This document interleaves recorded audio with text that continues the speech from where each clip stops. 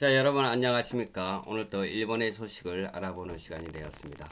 요즘에는요, 중국 어선들이 상당히 활기를 지금 띠고 있습니다. 저번에 2월 13일이죠. 2월 13일에 중국 일본의 나가사키 앞바다에서 중국 어선이 4년 만에 한번 납포되었다는 사건이 터졌습니다. 뭐 우리나라뿐만 아니라 뭐 일본 세계 어느 곳에든지 중국 어선이 출현하지 않는 곳이 없습니다. 이게 참 문제가 되고 있는데 어떻게 하면 이것이 근절할 수 있는가 참 고민 중에 있습니다만은 여전히 일본에서도 계속되고 있고요. 4년 만에 이번에 또 납포가 되었다고 그럽니다. 그래서 이것에 대해서 한번 알아보도록 하겠습니다. 네, 그럼 여기를 한번 보도록 하겠습니다. AI에서 한번 AI에 통한 개요입니다. 2026년 2월 13일 전후의 중국 어선의 활동 상황은 다음과 같습니다. 특히 동중국해에서 긴장이 높아지고 있다고 그래요. 요즘에요. 뭐 요즘뿐만 아니라 계속 그렇죠. 네, 2026년 2월 13일 나포 상항 고토열도 앞바다에서 2월 10일 나가사키 현의 고토열도 앞바다에 일본의 배타적 경제수역 이지에서 일본의 수산청이 중국의 호망어선 연동어 1199파를 나포해서 선장 47를 체포했습니다. 장소는요. 여도에서 남서쪽으로 약 166에서 170km 떨어진 해역이라고 합니다. 이 배는 조업 검사의 명령을 무시하고 언제나 그렇습니다만은 도주를 시도했기 때문에 일본의 어선 단속선이 정지해서 납포에 이르렀습니다. 네, 뭐 연일 어디든지 그랬습니다. 이게 뭐 어제 오늘의 일이 아니고요. 네, 활동 배경 및 동향에 대해서 이 사건은 일본 어선이 긴장이 높아짐에 따라서 줄어든 센카쿠 제도 주변의 해역에서 발생했습니다. 네, 2026년 1월에는요. 동중국해에서 수천 척의 중국 어선이 해경국의 순시성과 연계하여 군사연습과 같은 특이한 포메이션 블록을 짜고 있던 것이 미국동의 조사에서 보고되었습니다. 네. 또한 2026년 2월에 들어서 중국은 센카쿠 제도 주변에서 공선 활동을 계속했다. 2026년 2월 13일 시점에서 정확한 모든 어선의 매번 공개되어 있지 않습니다만은 사건 현장은 나가사키현 고토열도의 서방 동중국해의 중앙부에 가까운 일본의 EEZ 내입니다. 네. 뭐 연일 이렇게 나오고 있습니다. 뭐 나오고 있는데요. 어떻게 되는지 뭐 근절이 되고 있지 않고 있어요. 네. 여기를 한번 보도록 하겠습니다. 글록에서 글록으로부터 제공한 것을 한번 알아보도록 하겠습니다. 이게 사진과 같이요. 뒤에는 이 순시선이죠. 내 앞에 조금 크게 보이는 게 중국 어선인데 뭐 이렇게 단속선과 중국 어선이 가까이 붙어 있는 추격 납포 순간을 이렇게 사진이 이미지 사진으로서 나와 있습니다만은 뭐 어제 오늘이 아니에요. 뭐 한국도 뭐 이 대통령께서 이 중국 어선에 대해서 뭡니까 그 벌금을 조금 15억으로 3억에서 15억으로 올려라 하는 이런 뉴스를 본 적 같은데 뭐 한국도 참 고민 중에 있습니다만은 일본 또한 이렇게 사방에서 나타나는 중국 그 어선들을 납포하고 뭐 단속하는 하고 뭐 정말 국가에서 뭐 초비상에 걸린 것 같아요. 2026년 2월 13일 중국 어선 납포 사건은 일본에서 발생한 사건으로 한국에서 2월 13일 중국 어선 납포 사건으로 보도된 것은 일본이 나가사키현 앞바다에서 중국 어선을 납포한 사건을 가리킵니다. 아까하고 똑같은 내용이 여기도 게재가 되어 있습니다. 사건 개요로서는요. 발생 일시는 2026년 2월 12일 현지 시간 일본 수산청 발표.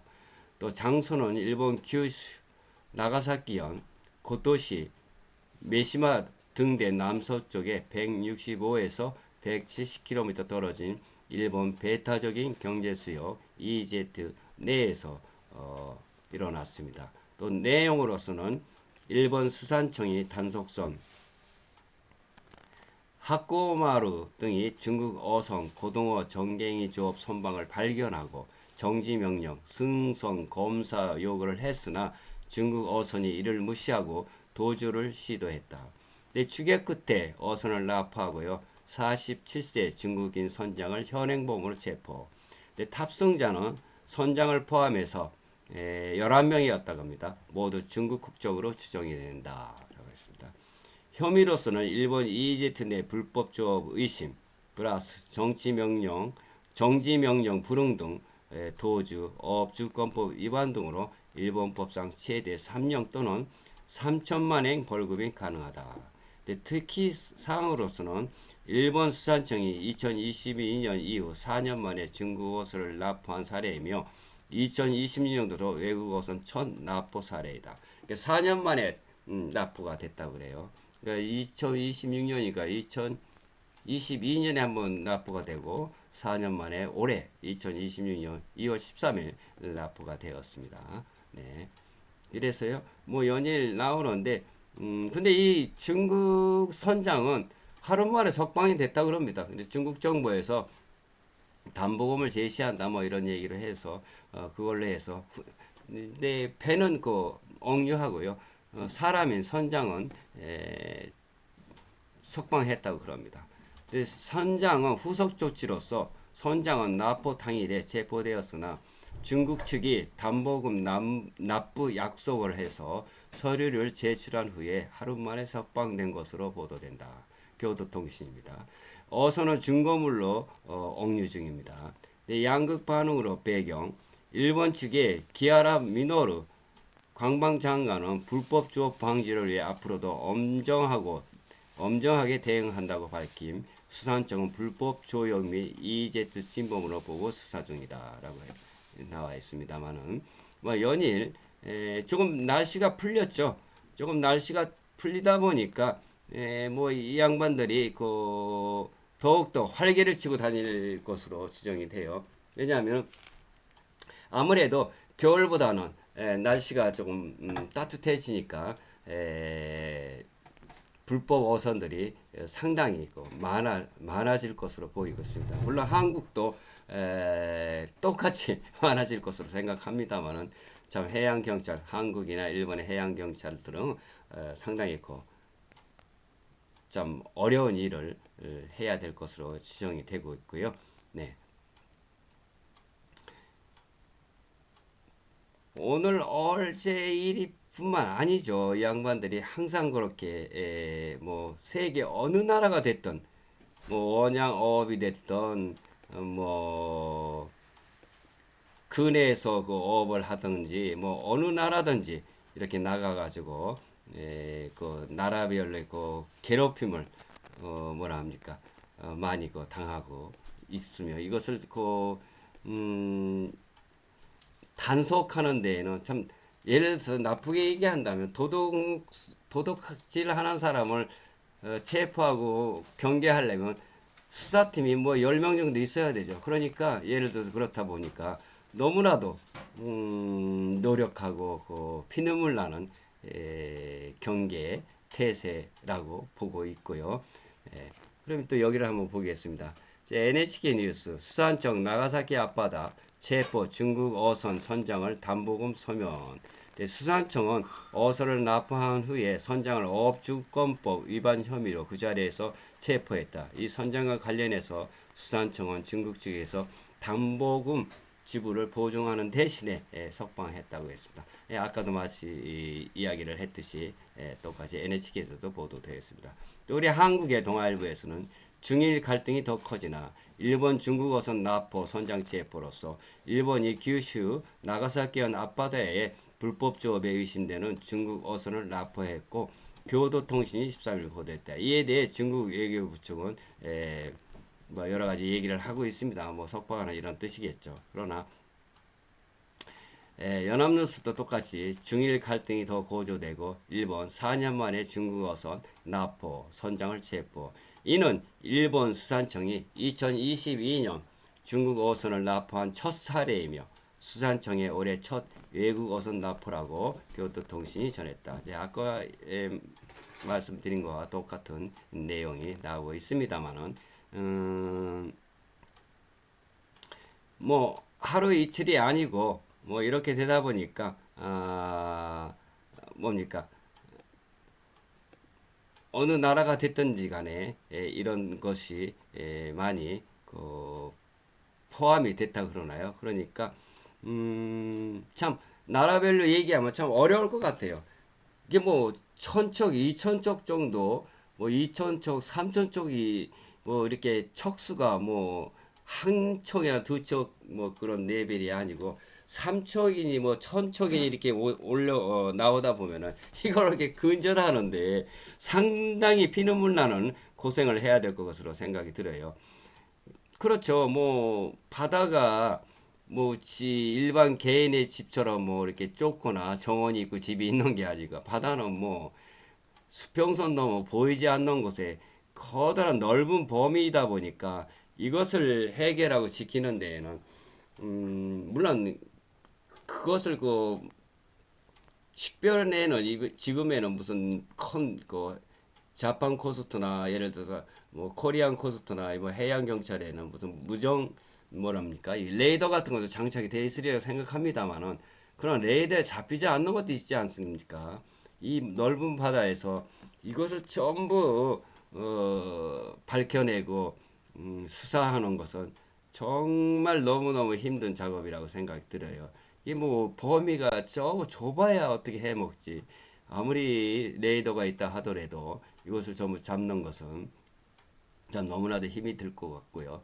물론 그 공중에서도 뭐 비행기도 떠서 뭐 이렇게 감시도 하고 뭐 이러겠지만은 그러나 제 개인적인 생각인데 그 넓은 바다에 한 사람도 빠짐없이 한 척도 빠짐없이 잡아낸다는 것은 참 힘이 들 것 같아요. 예.